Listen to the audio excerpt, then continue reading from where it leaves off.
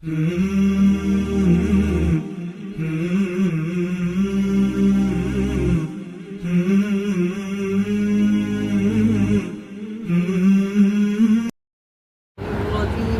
الله الرحمن الرحيم قل لا أقول لكم عندي خزائن الله ولا أعلم الغيب ولا أقول لكم إني ملك إن أتبع إلا ما يوحى إلي قل هل يستوي الأعمى والبصير أفلا تتفكرون وأنذر به الذين يخافون أن يحشروا إلى ربهم ليس لهم من دونه ولي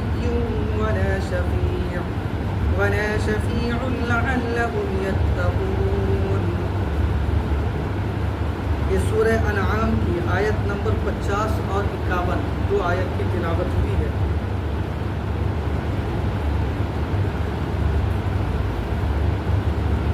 ان آیات میں اللہ رب العزت نے خاص طور پر کفار و مشرکین کے جو مطالبات تھے، ایسا کر دیجئے ایسا کر دیجئے، اس کا جواب دیا ہے.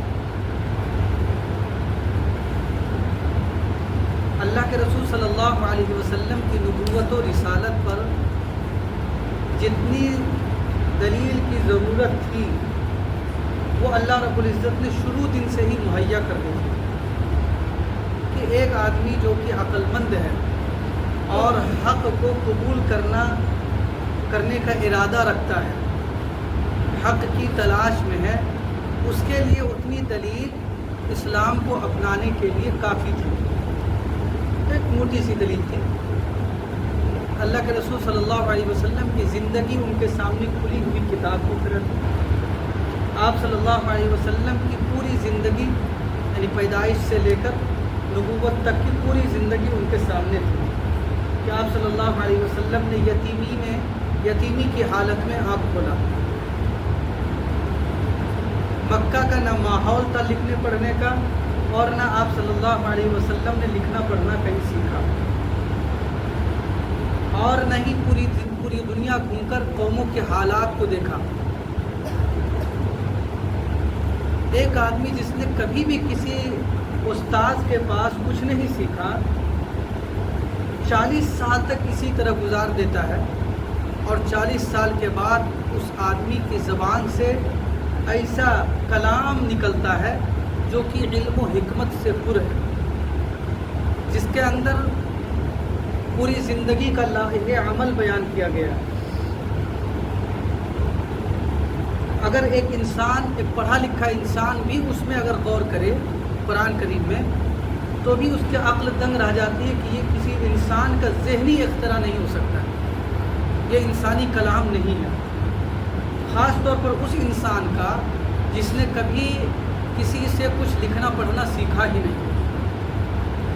یہ خود تو ایک معجزہ ہے کہ یقیناً ان کی جو بات ہے کہ میں اللہ کا نبی ہوں، یہ بات سچی ہے اور اللہ رب العزت نے ہی یہ باتیں ان کو بتائی، تو نبی ہو گئے. تو نبوت پر یہ کافی دلیل تھی. اس کے علاوہ بھی گاہے بگاہے اللہ کے رسول صلی اللہ علیہ وسلم کی جو زندگی تھی وہ سارے کے سارے گویا کہ معجزانہ حیثیت رکھتی تھی. یعنی اتنی دلیل کافی تھی کہ کوئی بھی ویکتی جو کہ عقل رکھتا ہے اور حق کا متلاشی ہے، سچے دل سے حق کو تلاش کر رہا ہے، تو ایسا ضد اور ہٹ دھرمی نہیں ہے، وہ ضرور اسلام کو قبول کر لے گا، اور کرتے تھے. لیکن ایک بڑی تعداد مکہ کے اندر ان لوگوں کی تھی جو مخالفت میں تھے. ان لوگوں کی طرف سے گاہے بگاہے ڈیمانڈ ہوتا تھا کہ فلاں کام کر دیجئے معجزانہ طور پر، آپ سچے نبی ہیں تو یہ کر دیجئے. ایک جگہ ہے سورہ رعد کے اندر کہ ان لوگوں نے کہا کہ آپ اگر سچے نبی ہیں تو مکہ کی پہاڑی کو ہٹا دیجئے اور اس کو بالکل سرسبز و شاداب زمین بنا دیجئے، ہم لوگ اس میں کھیتی باڑی کریں. یہ اس طرح کی جو ہے ڈیمانڈ کرتے تھے. ایک جگہ ابھی کچھ آیت پہلے بھی ہے کہ ان لوگوں نے اور بھی آیت کو مانگا اور بھی نشانیاں مانگی، تو اللہ رب العزت نے جواب دیا کہ اللہ رب العزت یقیناً جو تم مانگ رہے ہو وہ دینے پر قادر ہے، لیکن اللہ کا جو اصول ہے وہ یہ ہے کہ اگر ڈیمانڈ والا معجزہ دے دیا اور سب اس کے باوجود اگر جھٹلاؤ گے تو پھر اللہ رب العزت کا عذاب آ جائے گا۔ اور اللہ کی حکمت یہ نہیں تھی کہ ان لوگوں کو، حکمت میں یہ بات تھی کہ ان لوگوں کو ایمان نصیب ہوگا، کچھ لوگ ہی ایمان سے محروم ہوں گے۔ اللہ رب العزت کو ہلاک کرنا ان کا مقصود نہیں تھا، اس وجہ سے ڈیمانڈ والا معجزہ اللہ رب العزت نے نہیں دیا۔ یہ جو آیت پڑھی ابھی تلاوت کی ہے، ان آیات میں خاص طور پر ان کے 3 ڈیمانڈ تھے، 3 معجزہ مانگے تھے انہوں نے۔ اگر آپ سچے نبی ہیں تو ایسا کر دیجیے، ایسا کر دیجیے۔ سب سے پہلا انہوں نے کہا تھا کہ اگر آپ سچے نبی ہیں تو آپ کے ہاتھ میں اللہ کے خزانے ہیں، خزانے کی چابی ہے، ہم لوگوں کے لیے وہ خزانے مہیا کر دیجیے، جتنے بھی سونے، جواہرات، ہیرے، موتی، یہ سب کے سب جو ہے ان لوگوں سے، ان چیزوں سے ہمارے مکہ کو بھر دیجیے۔ دوسرا ڈیمانڈ رکھا تھا کہ آپ اگر نبی ہیں، آپ سچے نبی ہیں تو آپ ہمارے بارے میں اچھے برے حالات جو پیش آ سکتے ہیں وہ سب بیان کر دیجئے تاکہ ہم برے حالات سے بچ سکیں۔ اور تیسرا یہ کہا تھا کہ اگر آپ کیسے نبی ہو سکتے ہیں؟ اگر آپ تو ہمارے ساتھ ہماری طرح کھانا پینا کھاتے ہیں، بازاروں میں چلتے ہیں، آپ کے بیوی بچے ہیں جس طرح ہمارے ہیں، تو آپ کیسے نبی ہو سکتے ہیں؟ یہ 3 باتیں انہوں نے کہی تھی۔ اللہ رب العزت نے ان بے تکے سوالات کا بالکل آسان سا جواب دیا۔ قُلْ لَا أَقُولُ لَكُمْ عِنْدِي خَزَائِنُ اللَّهِ، آپ کہہ دیجئے کہ نہ تو میں تم سے یہ کہتا ہوں کہ میرے پاس خدا تعالیٰ کے خزانے ہیں۔ میں نے کب دعویٰ کیا ہے کہ میرے پاس اللہ تعالیٰ کے خزانے ہیں کہ میں تم کو دے دوں؟ میں نے یہ دعویٰ ہی نہیں کیا کہ میرے پاس اللہ تعالیٰ خزانے ہیں۔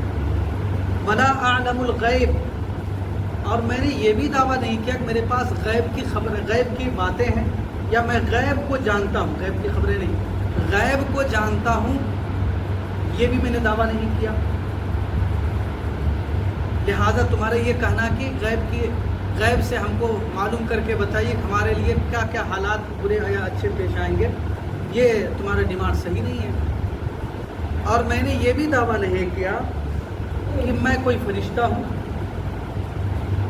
میں نے صرف اتنا دعویٰ کیا ہے کہ اللہ کا رسول ہوں، اللہ رب العزت نے اپنا پیغام لے کر بھیجا ہے، وہی میں تم کو سناتا ہوں، انہی پر میں عمل کرتا ہوں۔ اور ان باتوں کے اس دعوے پر دلیل کتنی چاہیے تھی وہ ہم کو اللہ رب العزت نے دے دیا۔ میں رسول ہوں، اس کی سچائی پر دلیل چاہیے تو بہت ساری دلیل ہے۔ جو باتیں میں کہہ رہا ہوں وہ اللہ رب العزت نے بتائی ہیں، اس پر دلیل چاہیے تو بہت ساری دلیل ہے۔ جو دعویٰ کیا ہے اس پر دلیل موجود ہے، جو دلیل تم نے مانگی ہے اس کا میں نے دعویٰ ہی نہیں کیا۔ رسول ہونے کے لیے یہ ضروری نہیں ہے کہ اللہ کے خزانے کی چابی اس کے پاس ہو۔ نبی رسول ہونے کے لیے یہ ضروری نہیں ہے کہ وہ فرشتہ ہو۔ نبی رسول ہونے کے لیے یہ ضروری نہیں ہے کہ وہ عالم الغیب ہو، بلکہ رسول اور نبی تو انسان کا رسول انسان ہی ہو سکتا ہے۔ فرشتہ اگر کوئی ہو گیا تو کون ان کی بات مانے گا؟ وہ کہے گا کوئی نماز پڑھیے تو کہیں بس جائیے یار، آپ کے پاس تو کوئی بیوی بچہ کوئی ضرورت ہے نہیں، بس نماز پڑھیے نماز پڑھیے نماز پڑھیے، آپ اس طرح زندگی گزاریے، اس طرح گزاریے، تو ڈائریکٹ جواب دیں گے کہ آپ کے پاس تو کوئی ضرورت نہیں، آپ کو کوئی تقاضا نہیں، کوئی خواہش نہیں ہے، اس لیے ہم کو کہتے ہیں کہ گناہ سے بچیے کیونکہ آپ گناہ کر ہی نہیں سکتے۔ تو رسول نہ انسانوں کا رسول انسان ہی ہونا ضروری ہے، وہ فرشتہ ہوگا تو رسول ہی کہاں ہوگا؟ رسول اللہ رب العزت نے بنایا بھی نہیں ہے، لیکن عقلاً بھی نہیں ہو سکتا۔ اللہ رب العزت نے صاف صاف کہہ دیا وَمَا أَرْسَلْنَا مِن رَّسُولٍ إِلَّا رِجَالًا نُوحِي إِلَيْهِمْ، کہ جتنے بھی ہم نے رسول بنائے ہیں وہ سب کے سب مرد اور انسانوں میں سے ہیں۔ تو بہرحال یہ 3 دعوے تھے، اس کا جواب دیا اللہ رب العزت نے۔ اس میں چند باتیں غور کرنے کی۔ اللہ رب العزت نے فرمایا وَإِن لَا أَقُولُ لَكُمْ عِنْدِي خَزَائِنُ اللَّهِ، آپ کہہ دیجئے کہ میرے پاس اللہ کے خزانے نہیں ہیں۔ یہاں پر غور کرنے کا مقام ہے کہ جب یا کہہ لیجئے کہ امام الانبیاء، تمام انبیاء کے جو سردار ہیں، انسانوں میں سب سے اعلیٰ مقام جس شخصیت کا ہے، جس ذات کا ہے، وہ کہتے ہیں کہ میرے پاس خزانے کی چابی نہیں، اللہ کے خزانے کی چابی نہیں ہے، تو کسی اللہ کے ولی کو یہ سمجھنا کہ ان کے پاس اللہ کے خزانے کی چابی نہیں، صرف اور صرف جہالت ہے۔ یہ سمجھنا کہ فلاں بزرگ قادر مطلق ہے، وہ جو چاہے جب چاہے ہم کو عطا کر سکتے ہیں، دے سکتے ہیں، اولاد دے سکتے، فلاں دے سکتے، فلاں دے سکتے، ہمارے رزق میں برکت کر سکتے، یہ صرف اور صرف جہالت ہے۔ اللہ کے نبی خود فرماتے ہیں کہ اللہ رب العزت نے کہا کہ آپ ڈنکے کی چوٹ کہہ دیجیے کہ میرے پاس اللہ کے خزانے نہیں ہیں۔ اس لیے یہ عقیدہ جو جہالت میں جو لوگ مطلب ایک خاص لوگ جو کہ جن کو جہالت کا نشہ پلا دیا گیا ہے، ان لوگوں میں یہ عقیدہ پایا جاتا ہے۔ اللہ رب العزت ان لوگوں کو صحیح راستہ دکھلائے، وہ جہالت ہے۔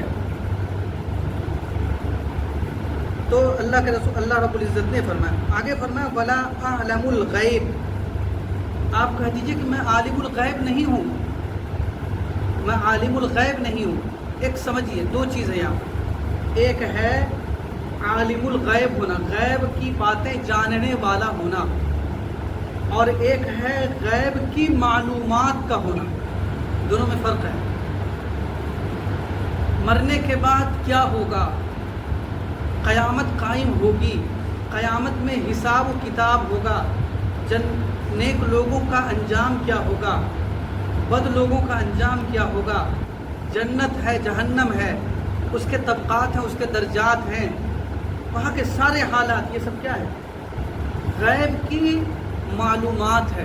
ظاہر سی بات ہے، غیب کا مطلب وہ جو کہ ہماری آنکھوں سے اوجھل ہے، یہ بھی غیب ہے، اور جو کل پیش آنے والا ہے ابھی کے لحاظ سے وہ غیب ہے۔ تو غیب کی معلومات اللہ رب العزت نے اپنے نبی کو سب سے زیادہ دی تھی۔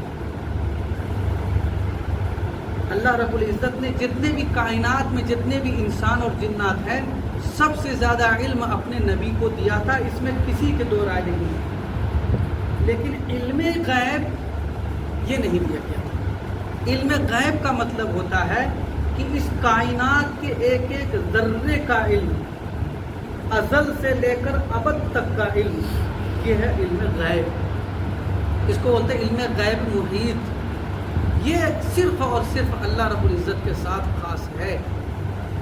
کوئی بھی انبیاء، کوئی بھی نبی، کوئی بھی رسول، کوئی بھی معزز سے معزز، مقرب سے مقرب فرشتہ بھی اللہ رب العزت کے ساتھ اس علم میں شریک نہیں ہے۔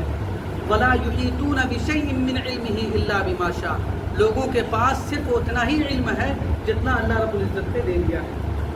اللہ کے رسول صلی اللہ علیہ وسلم کے پاس غیب کی بہت ساری معلومات تھی، علم غیب نہیں تھا، غیب کی معلومات تھی سب سے زیادہ، وہ بھی اللہ رب العزت نے جو بتلائی تھی وہی تھی۔ جنت جہنم جسے ہم نے بتایا، یہ سب کے سب حالات کیا ہیں، غیب کی باتیں ہیں۔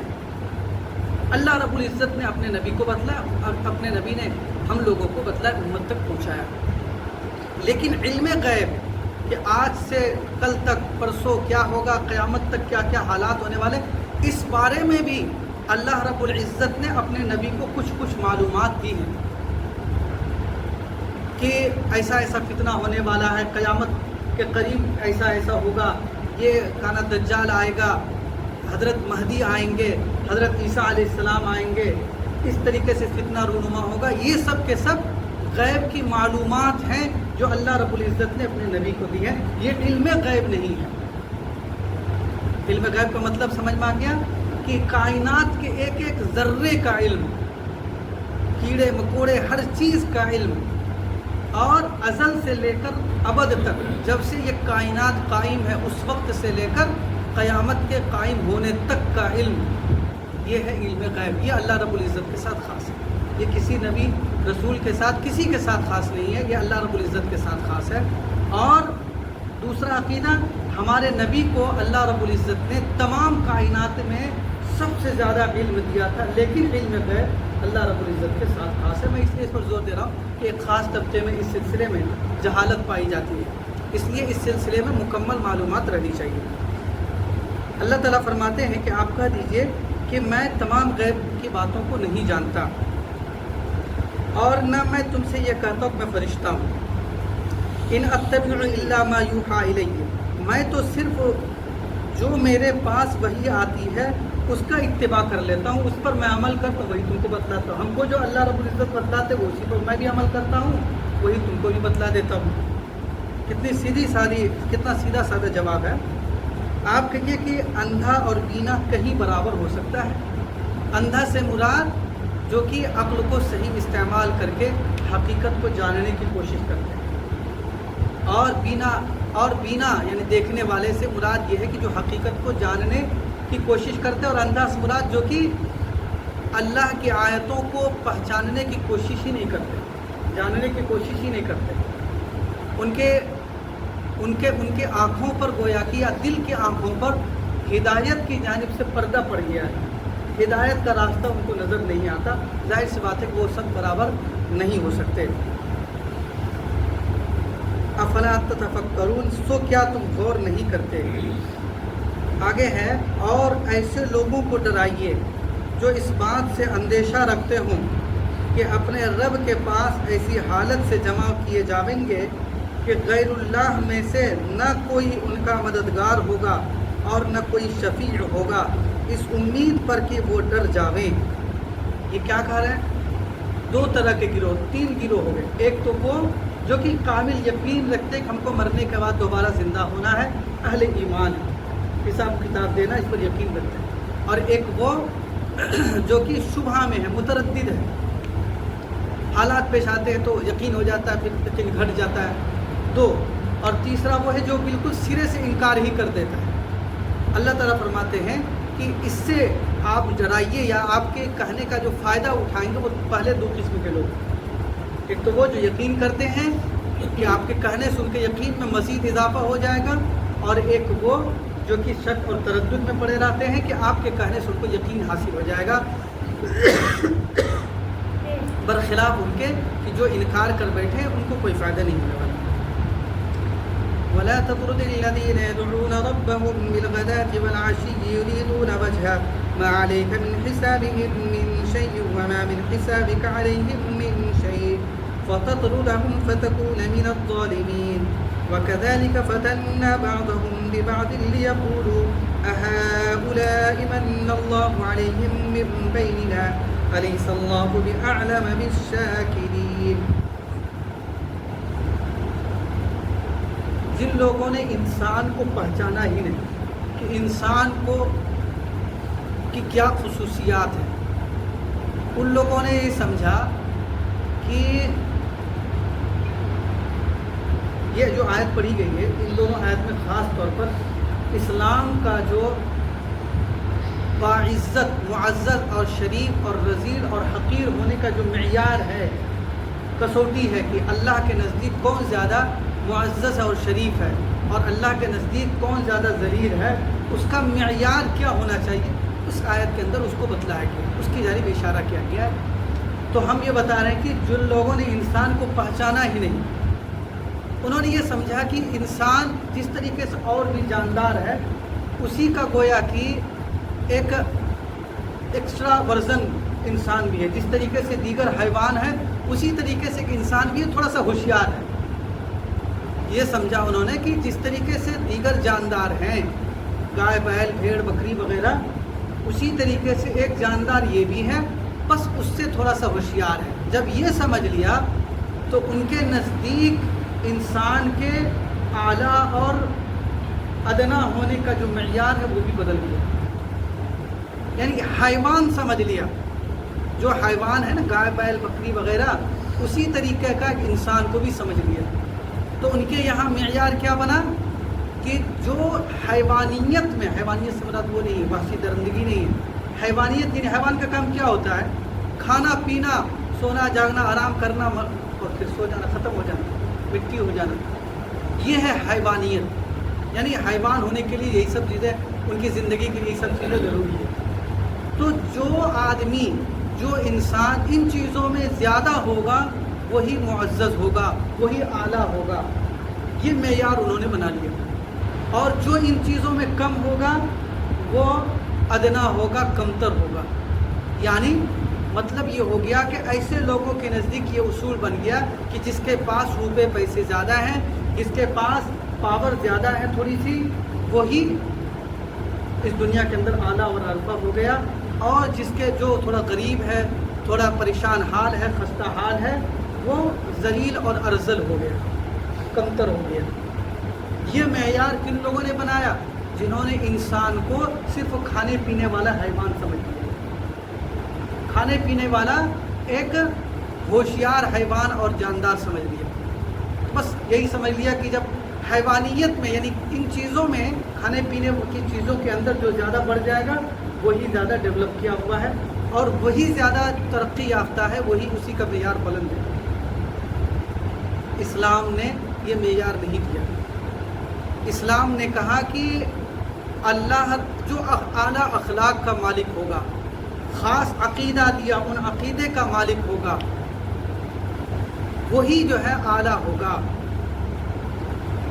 پہلی قسم کے لوگوں کے نزدیک یہی دنیاوی زندگی اصل زندگی، ان کے یہاں مرنے کے بعد کا کوئی تصور ہی نہیں ہے، کوئی زندگی حساب کتاب دینے کا کوئی تصور نہیں ہے۔ اسلام نے کہا کہ نہیں، مرنے کے بعد دوبارہ زندہ ہونا ہے۔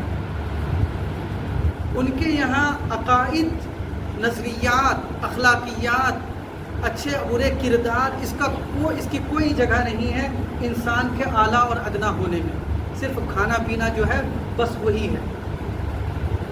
اسلام نے کہا کہ خاص عقیدہ ہے اور خاص اعمال ہے، اخلاق ہے، اچھا برتاؤ ہے، رحم دلی ہے، جتنے بھی اچھے اخلاق ہیں، ان چیزوں کو معیار بنا دیا انسان کے اعلیٰ اور عرفہ ہونے کا، کیونکہ ان کے یہاں مرنے کے بعد کا تصور نہیں تھا۔ ہمارے مرنے کے بعد دوبارہ زندہ کیے جانے اور وہیں کی کامیابی کو اصل کامیابی جب قرار دے دیا، تو اس دنیا میں بھی اعلیٰ اور ادنا ہونے کا جو معیار ہے وہ بھی بدل گیا، کہ جو اس دنیا کے لحاظ سے کامیابی والا عمل کرے گا وہ اس دنیا کے اندر اعلیٰ اور عرفہ ہے، اور جو آخرت کے لحاظ سے کامیابی والا عمل نہیں کرے گا وہ اس دنیا کے اندر گھٹیا ہے۔ بس یہی تصور کفار مکہ کے ذہن میں بھی تھا۔ بات ختم کریں گے۔ ان لوگوں نے کہ وہ لوگ بھی یہی سمجھتے تھے کہ یہ انسان ہے، ایک حیوان ہے، کھانا پینا سونا پڑھنا مر جانا بس اتنا ہی ہے، تھوڑی موڑی پوجا پاٹ کر لیں گے، ہو گیا۔ جب یہ نکلا تو ان کے یہاں بھی معیار یہی تھا کہ جو قوم کا سردار ہے، جس کے پاس روپے پیسے ہیں، جس کا تھوڑا سا اثر و رسوخ ہے، وہ اعلیٰ معیار کا انسان ہو، اور جس کے پاس تھوڑا سا جو خستہ حال ہے، جن کے پاس روپے پیسے نہیں ہیں، جن کے پاس کھانے پینے کا سامان کم ہے، یہ کمتر ہو گیا، سماج کے اندر ذلیل ترین لوگ ہو گئے۔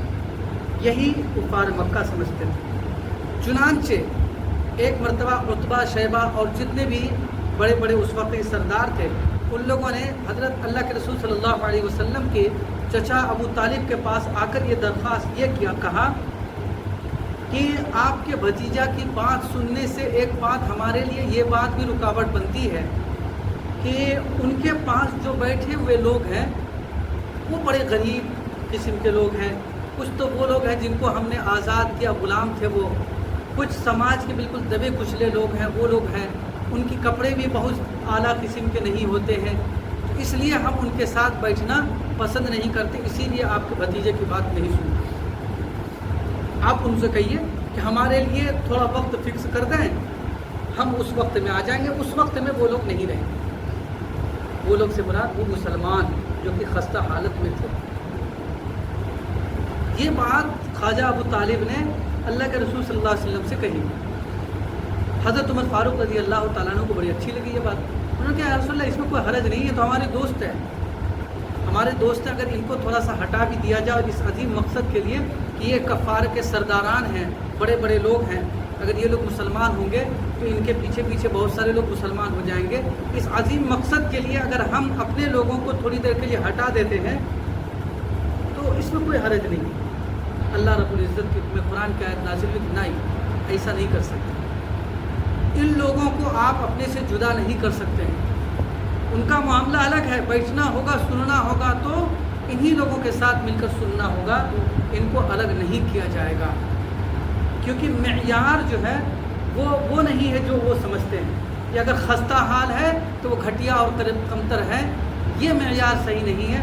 معیار اصل ہے اللہ رب العزت کا ڈر، تقوی، اعلیٰ اخلاق اور اعلیٰ کردار، یہی معیار ہے. اور اس میں یہ لوگ بڑھے ہوئے ہیں، اس لیے ان کا وہ اصول بالکل قطعی طور پر قبول نہیں ہے. اللہ رب العزت نے منع کر دیا. حضرت عمر فاروق رضی اللہ تعالیٰ عنہ کو بڑی شرمندگی ہوئی، انہوں نے توبہ بھی کیا کہ اللہ ہم سے غلطی ہو گئی، ہم نے بھی اس رائے کو سپورٹ کیا تھا. اللہ کے رسول صلی اللہ رب العزت کی جانب سے اس میں ہدایت آئی ہے کہ ان لوگوں کو اپنے سے جدا مت کیجیے. اسی سے یہ بات معلوم ہوئی کہ مسلمانوں کی اصلاح کی طرف بھی توجہ دینی چاہیے. ان کے تعلیم، تربیت، ان کے لیے ملی یا سماجی ترقی کے لیے یا ان کی دینی ترقی کے لیے کوشش کرنا بہت اہم کام ہے. کوئی یہ نہیں کہہ سکتا ہے کہ ہم غیر مسلم کی وجہ سے ان کو چھوڑ دیں، یہ نہیں کہہ سکتا. یہ الگ مسئلہ ہے کہ کوئی اپنا مشن اس کو بنا لے، کوئی اس کو بھی بنا لے. دیکھیے فرماتے ہیں وَلَا تَطْرُدِ الَّذِينَ، اور ان لوگوں کو نہ نکالیے جو صبح و شام اپنے پروردگار کی عبادت کرتے ہیں. وَلَا تَطْرُدِ الَّذِينَ، ان لوگوں کو مت نکالیے جو صبح و شام اپنے پروردگار کی عبادت کرتے ہیں. صبح و شام سے مراد صبح شام صرف نہیں بلکہ پورے تمام اوقات. کہتے ہیں رات دن تمہارا یہی کام ہے، یعنی ہر وقت تم اسی کام میں لگے رہتے ہو. تو وہ لوگ جو اللہ کا ذکر ہر وقت کرتے ہیں، ان لوگوں کو یہ کون لوگ تھے؟ یہ فقراء صحابہ تھے. صحابہ کرام جو مسکین لوگ تھے، شروع تو ایسے ہی دبے کچھ لوگ ہی مسلمان ہوئے تھے. کچھ لوگ ہوئے تھے جو کہ صاحب حیثیت بھی تھے. حضرت ابوبکر صدیق رضی اللہ تعالیٰ عنہ، حضرت حمزہ اور بھی کئی صحابہ کرام تھے جو کہ صاحب حیثیت تھے.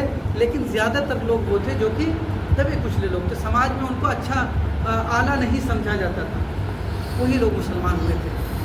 تو ان میں سلمان فارسی نہیں، ان میں جو ہے کئی حضرات تھے، صہیب رومی اور بھی کئی حضرات تھے جو کہ شامل تھے. فرماتے ہیں اور اسی طریقے سے ان لوگوں کو من کریے جس سے خاص اس کی رضامندی کا قصد رکھتے ہیں، یعنی اللہ کا ذکر کرتے ہیں اور مقصد اللہ کی رضا ہے. یعنی اخلاص کی گواہی اللہ رب العزت دے رہے ہیں. اخلاص کے ساتھ اللہ کا ذکر کرتے ہیں. مطلب یہ ہوا کہ اگر اخلاص نہیں ہے تو اللہ کا ذکر کا کوئی بھی عمل قابل قبول نہیں ہے. اپنے پروردگار کی عبادت کرتے ہیں جس سے خاص اس کی رضامندی کا قصد رکھتے ہیں. ہمارے ایک استاد تھے، اللہ ان کو غریق رحمت فرمائے. اخلاص یہ اندر کی چیز ہے، وہ نظر نہیں آتا. اخلاص نظر نہیں آتا ہے تو ہم کیا کریں؟ کسی کے بارے میں ہم کیسے گمان کریں کہ مخلص ہے یا نہیں ہے؟ یہ ایک مسئلہ ہے.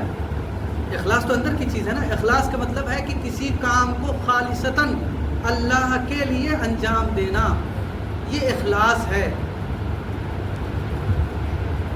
مسلمانوں کی رفاہ عام والا کام ہے تو صرف اور صرف مسلمانوں کے ہمدردی میں انجام دینا یہ اخلاص ہوا.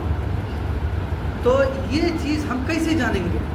تو اصل میں مسئلہ یہ ہے کہ جتنے لوگ اچھے کام کرنے والے ہیں ہمارے لیے ذمہ داری ہے کہ ہم ان کو مخلص ہی سمجھیں. ظنوا بالمؤمنین خیرا، مومنین کے ساتھ اچھا گمان ہی رکھنا چاہیے. جب تک کہ اس سے ایسا عمل سرزد نہ ہو جو کہ اخلاص کے خلاف ہے، تب تک ہم کسی بھی انسان کو غیر مخلص نہیں کر سکتے. بہرحال اللہ رب العزت فرماتے ہیں، یہاں تو اللہ رب العزت خود گواہی دے رہے ہیں کہ وہ سب کے سب جو فقراء صحابہ انتہائی مخلص ہیں. ما علیک من حسابہم من شیء، آپ سے ان کا حساب ذرا بھی آپ سے متعلق اور آپ کا حساب ذرا بھی ان سے متعلق نہیں ہے. یہ مطلب ہے کہ یہ جو کفار مکہ ہے ان کے بارے میں آپ سے کل قیامت کے روز یہ نہیں پوچھا جائے گا کہ وہ ایمان کیوں نہیں لائے. ہاں اللہ کے رسول کی ذمہ داری یہ ضرور تھی کہ آپ ان تک اپنے اللہ کا پیغام پہنچائیں، لیکن ایمان نہ لانا یا لانا یہ ذمہ داری اللہ کے رسول کی نہیں تھی. مکمل طور پر جو حق ہے پیغام پہنچانے کا وہ پہنچا، تو اللہ کے رسول نے پہنچایا. تو آپ کے ذمہ صرف اور صرف پیغام کا پہنچانا، اور پہنچا رہے تھے اور پہنچا دیا آپ اللہ کے رسول صلی اللہ علیہ وسلم. آپ کے ذمہ ان کا حساب نہیں، مطلب آپ سے یہ نہیں پوچھا جائے گا کہ کل قیامت کے روز یہ نہیں پوچھا جائے گا کہ یہ لوگ مسلمان کیوں نہیں ہوئے۔ یہ تو پوچھا جا سکتا تھا کہ آپ نے ان تک اللہ کا پیغام پہنچایا یا نہیں، اور یہ سوال ہوگا ہر نبی سے، اور پھر وہ تذکرہ پیچھے آ چکا ہے کہ کیا جواب ہوگا، وہ سارا کا سارا تذکرہ ہو چکا ہے۔ فَتَطْرُدَهُمْ فَتَكُونَ مِنَ الظَّالِمِينَ، ورنہ آپ نامناسب نہیں ہے کہ آپ ان کو نکال دیں۔ اگر ان کا حساب آپ کے ذمہ ہوتا کہ یہ ایمان ضرور بھی ضرور لائیں، نہیں تو آپ کی پکڑ ہوگی، تو آپ پھر یہ ایسا کر سکتے تھے کہ جو یہ صحابہ کرام ہیں ان کو آپ مجلس سے ہٹا دیتے اور ان کو بیٹھا دیتے۔ اگر ایسا ہوتا تو یہ کرنا آپ کے لیے صحیح ہوتا، لیکن ان کا حساب آپ کے ذمہ نہیں ہے۔ پھر بھی اگر آپ نکال دیتے ہیں تو آپ ظالمین میں سے ہو جائیں گے، ظاہر سی بات ہے کہ یہ غلط ہوگا، ورنہ آپ نامناسب کام کرنے والوں میں ہو جائیں گے۔ اور اسی طور پر ہم نے ایک دوسرے کے ذریعہ سے آزمائش میں ڈال رکھا ہے۔ ان لوگوں کو، کفار مکہ کو، جو سرداران تھے، ان کو آزمائش میں ڈالا کہ حق کو کون قبول کرتا ہے۔ ان کے ذہن میں یہ بہت بڑی رکاوٹ تھی کہ اللہ کے رسول صلی اللہ علیہ وسلم کی خدمت میں فقراء صحابہ بیٹھتے ہیں، خستہ حال لوگ بیٹھتے ہیں، تو کون ہے جو اس چیز کو بھی برداشت کر کے حق کی بات کو سن کر حق کو قبول کرنے والا؟ یہ آزمائش تھی۔ اب اس میں سے کچھ لوگوں نے آزمائش میں کامیابی اختیار کی اور وہ ایمان لیا، اور کچھ لوگ نہیں لا سکے وغیرہ۔ اور اسی طور پر ہم نے ایک دوسرے کے ذریعہ سے آزمائش میں ڈال رکھا ہے تاکہ لوگ کہا کریں کہ کیا یہ لوگ ہیں کہ ہم میں سے ان پر اللہ نے فضل کیا۔ مسلمانوں کی فضیلت بیان فرمائی اللہ رب العزت نے، اہل ایمان اور ایمان کی فضیلت بیان فرمائی، اور ایمان پر جنت کی بشارت بیان فرمائی۔ دنیا کے اندر بھی اگر اصول کو برتا جائے تو دنیا کے اندر بھی کامیابی کی ضمانت دی۔ تو کفار مکہ کہتے کہ یہ خستہ حال لوگ، ان کے لیے جنت ہے، ان کے لیے دنیا کی کامیابی ہے، یہ کیسے ہو سکتا ہے؟ ہم تو ہم ہیں، وہی کہا ہے، تاکہ یہ لوگ کہا کریں کہ یہ لوگ ہیں کہ ہم سب میں سے ان پر اللہ نے فضل کیا۔ کیا یہ بات نہیں ہے کہ اللہ تعالیٰ حق شناسوں کو خوب جانتا ہے؟ یعنی جو لوگ شکر گزار ہیں، اللہ رب العزت کے حقوق کو جاننے والے ہیں، اللہ رب العزت ان کو خوب جانتے ہیں اور ان کو اجر دیتے ہیں۔ اللہ رب العزت ہم لوگوں کو اپنے نیک بندوں میں شامل فرمائے۔ سبحان اللہ و بحمدہ، سبحانک اللہم و بحمدک، نشہد ان لا الہ الا انت، نستغفرک و نتوب الیک۔ سبحان ربک رب العزت عما یصفون، وسلام علی المرسلین، والحمد للہ رب العالمین۔